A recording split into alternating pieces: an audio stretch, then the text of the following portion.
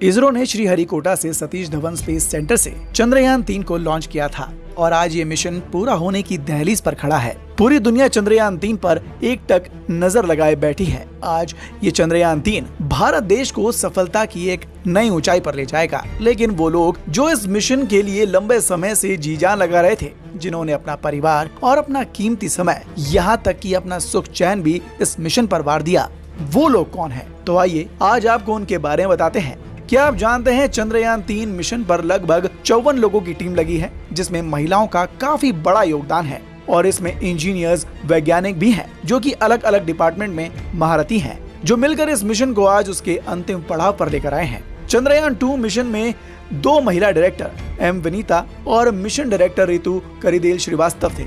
ये अहम भूमिका निभाई थी इन्होंने। और ऐसे में चंद्रयान 3 मिशन के निदेशक मोहन कुमार हैं, वहीं व्हीकल रॉकेट निदेशक बीजू सी थॉमस और अंतरिक्ष यान निदेशक डॉक्टर पी वीर मुथुवेल हैं। इनके अलावा भी कुछ ऐसे नाम हैं जिन्होंने इस ऐतिहासिक पल को आज मुमकिन बनाया। सबसे पहले बात करते हैं एस सोमनाथ की, जो भारत के चंद्रमा मिशन के पीछे सबसे जरूरी और पहले व्यक्तियों में से एक माने जाते हैं।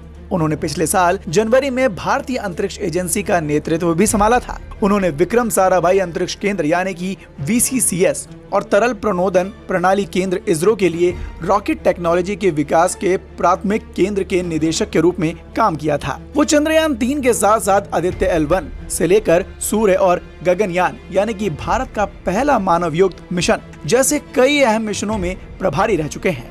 अब बात करते हैं पी वीर मुथुवेल की, जिन्होंने साल 2019 में चंद्रयान 3 प्रोजेक्ट की कमान संभाली थी और इससे पहले पी वीर मुथुवेल ने इसरो के अंतरिक्ष अवसंरचना कार्यक्रम कार्यालय में उप निदेशक के रूप में काम किया था। वो चंद्रयान 2 की परियोजनाओं में आपको बता दे एक प्रमुख हिस्सा थे, जो भारत की महत्वाकांक्षी चंद्रमा मिशन सीरीज में दूसरे हैं। वो भारतीय प्रौद्योगिकी संस्थान मद्रास यानी कि IITM से स्नातक हैं और तमिलनाडु राज्य के वल्लुपुरम से आते हैं। अब बात आती है एम शंकरन की, जो जून 2021 में UR राव सैटेलाइट सेंटर यानी कि URSC का निदेशक नियुक्त किया गया था। आपको ये भी बता दें कि भारत के सभी उपग्रहों यानी कि सैटेलाइट इसरो के लिए इसी सुविधा द्वारा डिजाइन और निर्मित किए गए हैं। वो वर्तमान में उस समूह में प्रभारी हैं जो communication, navigation, remote sensing, weather forecast और यहाँ तक कि ग्रहों की खोज में देश की आवश्यकताओं को पूरा करने वाले सैटेलाइट्स बनाते हैं। केरल के तिरुवनंतपुरम में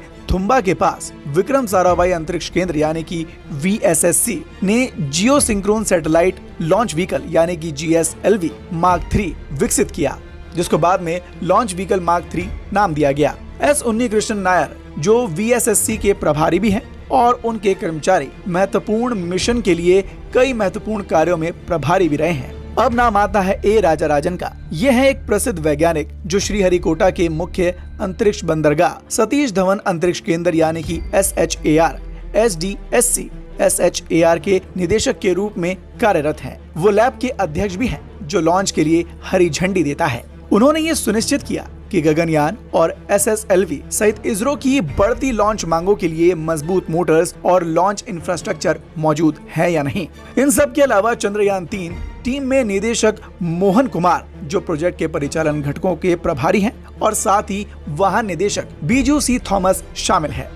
इनके अलावा लगभग 54 महिला इंजीनियर और वैज्ञानिक भी हैं जो सीधे तौर पर इस मिशन पर काम कर रहे हैं। अब बात करते हैं आज के उस जरूरी शख्स के बारे में जिस पर आज का पूरा दिन निर्भर करता है, और वो है भारत की एक होनहार बेटी जिसके ऊपर इस चंद्रयान 3 की सफल लैंडिंग की जिम्मेदारी है, और वो है इसरो की साइंटिस्ट ऋतु करिदाल, जो कि चंद्रयान 3 की मिशन डायरेक्टर भी हैं, और वो यूपी के लखनऊ की हैं। ऋतु करिदाल लखनऊ में पढ़ी लिखी हैं। उन्होंने लखनऊ यूनिवर्सिटी से एस्ट्रोफिजिक्स में MSc की है। विज्ञान और अंतरिक्ष में रुचि को देखते हुए ऋतु ने इसके बाद बेंगलुरु में भारतीय विज्ञान संस्थान में प्रवेश लिया और इसके बाद ऋतु ने इसरो में नौकरी की शुरुआत की। एरोस्पेस में विशेषज्ञता हासिल करने वाली ऋतु का पूरा करियर उपलब्धियों से भरा रहा। 2007 में ऋतु को यंग साइंटिस्ट अवार्ड भी मिल चुका है और अलग अलग मिशन में उनकी भूमिका काफी अहम रही है, जिसके चलते देश के प्रमुख अंतरिक्ष वैज्ञानिकों में उनका नाम शामिल है। यहाँ तक कि ऋतु को रॉकेट वुमन भी कहा जाता है। आपको बता दें इसरो ने 14 जुलाई को इसे लॉन्च किया था।